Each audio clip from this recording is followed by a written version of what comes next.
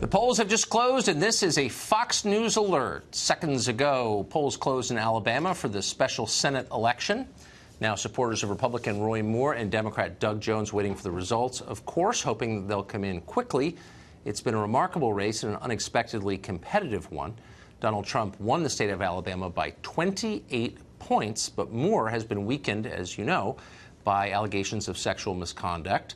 According to early data from Fox News and our voter analysis, the race is pretty tight. We should also note that Jones has made his own blunders, of course, sending out literature last week that many saw as racist. Our primetime coverage throughout the night kicks off with Fox senior political analyst Brit Hume. So, Brit, what are the implications either way? Let's say Roy Moore wins. What does that mean for the Republicans in Washington? Well, Tucker, my assessment of that is very simply this.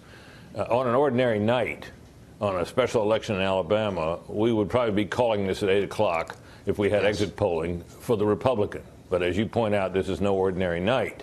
And my way of looking at it is that there are two missiles headed toward the Republicans in the U.S. Senate and those who may run for the job. And the only question is which one's going to hit them. Either, in the case of a Moore loss, they lose a seat in the Senate, which as narrowly divided as the Senate is, that's a big deal.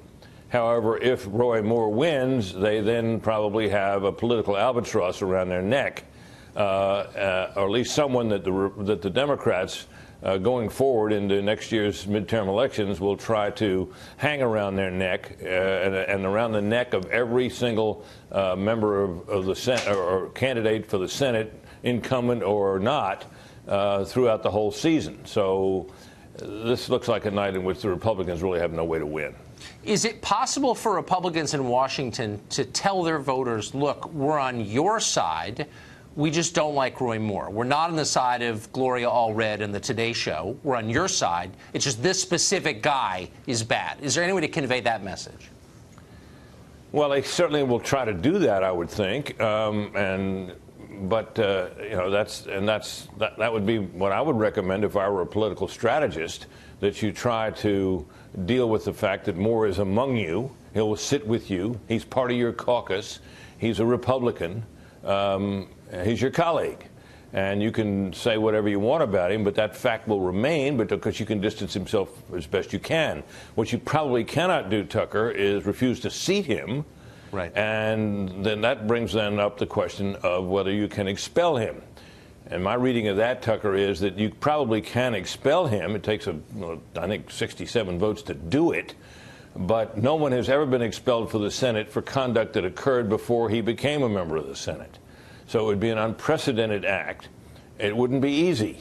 And, you know, what the best I think the Republicans could hope for would be, if he's elected, the matter is referred to the Ethics Committee. Now, Roy Moore is saying that it would be unconstitutional for the Ethics Committee to take it up, but I don't think that argument's going to carry the day. At which point the Republicans can pray that this whole furor over sexual harassment and the rest of it will die down, and the Ethics Committee will drag on, and there will be no news about it, really, and the whole furor will die down. That's something they can hope for. I'm not sure that's a winning strategy, but it's something. Right. And then at some point, the Ethics Committee will report with a recommendation, and we can see where it goes. But either way, this is not a good situation. It's a big deal to overturn the express will of voters, it seems to me. So really quickly, Jones is being attacked by Republicans as a pretty conventional liberal, and I think that's right. I wonder if Jones had come out as pro-life as opposed to abortion, if it would even be a race tonight. And maybe this is one of the costs to having a national party policy where everyone has to have the same view on that subject. I mean, do you think this will be a reminder to Democrats nationally that there are places where they could win if they moderated their view on that specific issue? Well, we've been, you know, it's interesting you should ask that question, Tucker, because I've been having people say that to me about Republicans all over the rest of the country for years. If they would just get off this anti-abortion, this pro-life stuff, they could win more races. I think once a person is declared on that issue, it's pretty hard to reverse yourself. I've seen it done. George H.W. Bush did it, you may recall, and he was pro-abortion rights, and then he became a fan of adoption, and he was able to stake out that territory and survive and carry on. In Jones's case, I'm not sure. He's pretty far out there on that issue, and I think you're right that it certainly is a problem for him because it has proved abortion to be the most enduring moral issue of our time, and maybe will for the foreseeable future. And I think it has been a drag on his prospects. And if we, when all is said and done tonight, when we look back, we might conclude, as you suggest, that that was the issue that hindered him and cost him the seat. I think he could have won easily if they would have moderated a little bit. Brit, thank you. I hope you'll stay with us. You bet.